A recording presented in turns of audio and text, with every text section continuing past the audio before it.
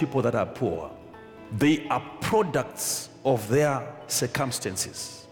But rich people, they create the circumstances that they prefer. Circumstances are supposed to be created by us.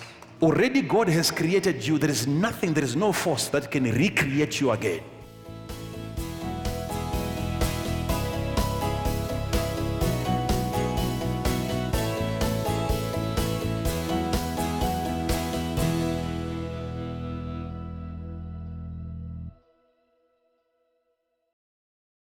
I can give you something which is very practical in the Bible. Here is the man, you have heard about him, we have talked about him, gifted. He had an unusual grace upon his life. His power, his energy was supernatural. One day a lion was roaring, and then he turned aside. When it was now charging and coming after him, he got hold of the lion and he killed it. After several other days, he was passing through the same place. He turned aside to see what had happened to the corpse, and he realized that there were some bees inside and there is honey inside.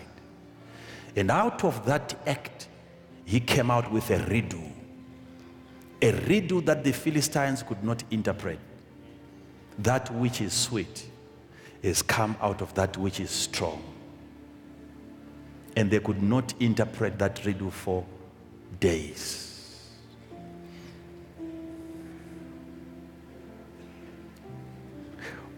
What do we learn from that? I told you that it's not within the nature of the bees to get into a place like that, a corpse, and they begin to create honey. It's an unpleasant place for bees. These are not flies, these are bees. In a stinking place. But here comes a riddle. That which is sweet is come out of such a place. That's how God has designed this entire world. Money is sweet, but it is never found in pleasant places.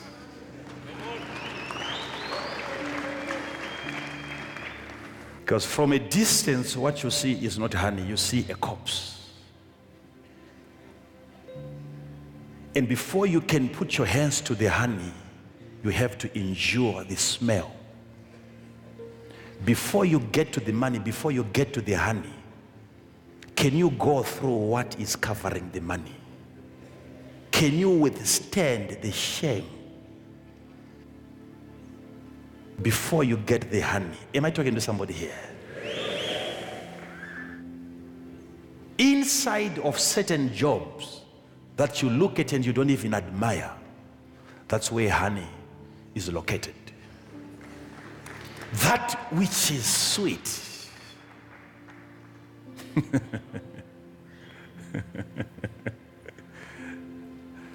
So many places that you have bypassed right now because you're looking for money. And yet before you see money, you have to see a corpse.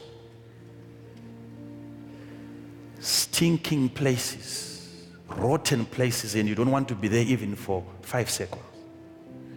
And yet that which is sweet is concealed within an environment that you're not ready to stand.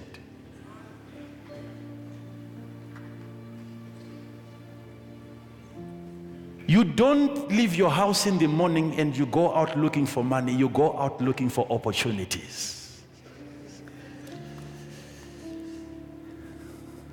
You go out on a daily basis. If you are an intercessor, don't pray that God removes every problem. Those are opportunities. You wake up in the morning, you leave your house, you are going on an errand to look for problems. What other people, that's the reason why they are poor, what other people are calling problems, you call it an opportunity. Now,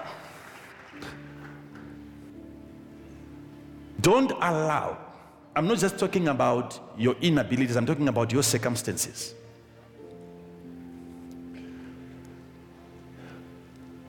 I don't want to say poor people, but let me say people that are poor. They are, listen to this now, they are products of their circumstances, which means they are creatures created by their circumstances. They are created by their circumstances. But rich people, they create the circumstances that they prefer. Circumstances are supposed to be created by us. Already God has created you. There is nothing, there is no force that can recreate you again. Rich people, they create the environment that they desire. Remember at the time when we started having our own vehicles, we would just get into our vehicle.